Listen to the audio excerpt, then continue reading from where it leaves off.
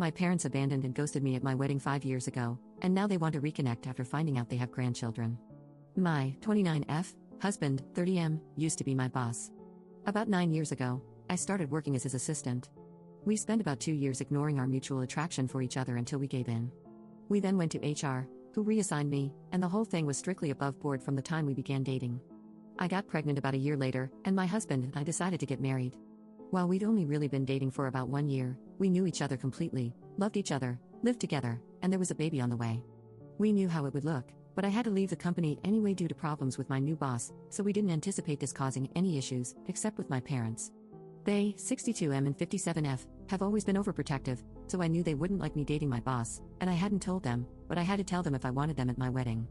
We decided to be mostly honest with them, about how it was strictly professional until it wasn't, how the second it got unprofessional we went to HR, how he had never taken advantage of me, but now we wanted to get married, and we wanted them there. We did not mention the baby because I felt that giving them that information in addition to the rest all at once would just break them. I was only about 4 months along when the wedding happened, so the bump was easily hidden by a flowy dress. The wedding itself went off without a hitch, and apart from my mother pulling me into the bathroom shortly before the ceremony to ask if I was sure about this, which I said I was, my parents seemed to take it well. The ceremony and reception were at 2 different venues, and we had to travel from one to the other, but my parents never arrived at the reception. I called them and got ignored, and then my brother called them, and they told him that they were going home. I don't remember the exact reason they gave, but it amounted to them being tired and uncomfortable.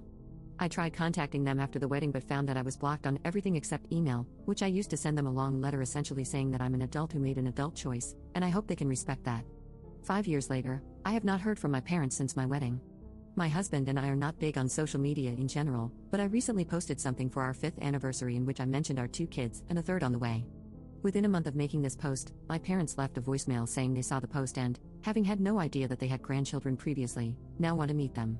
I haven't responded, and there have been a few follow-ups since then asking why I haven't.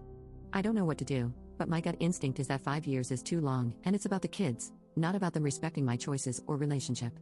However, I can't help but feel that I'm being unfair, and my brother agrees because I told them in my email that if they could learn to respect my choice and my marriage eventually, then we could talk, and now I'm retroactively applying a time limit. Should I reach out to them?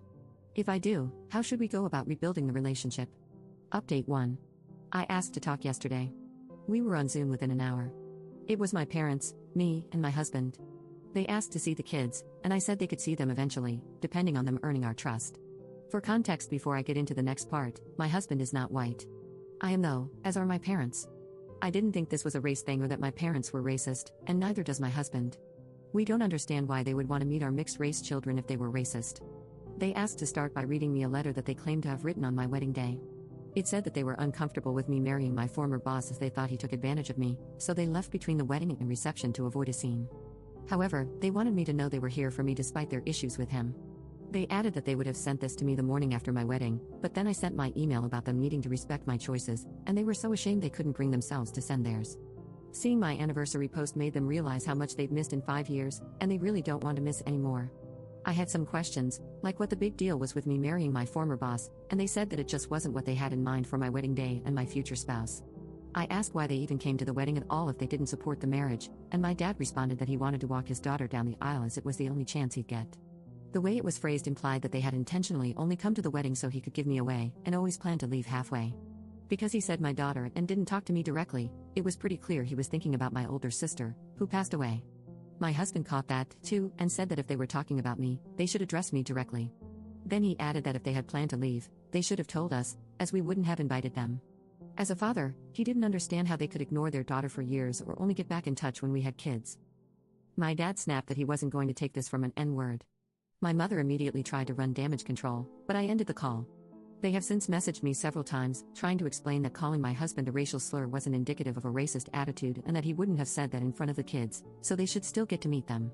I've spent 5 years wondering how they were so offended by me marrying my boss that had earned no contact for half a decade. Turns out they're just racist. It's almost nice to find out. If it was just the boss thing, I would have sympathy for them, and we might even be able to reconcile, but with this, it's now just a question of if I'm going to knowingly expose my mixed-race children to a couple of racists, which I am obviously not going to do.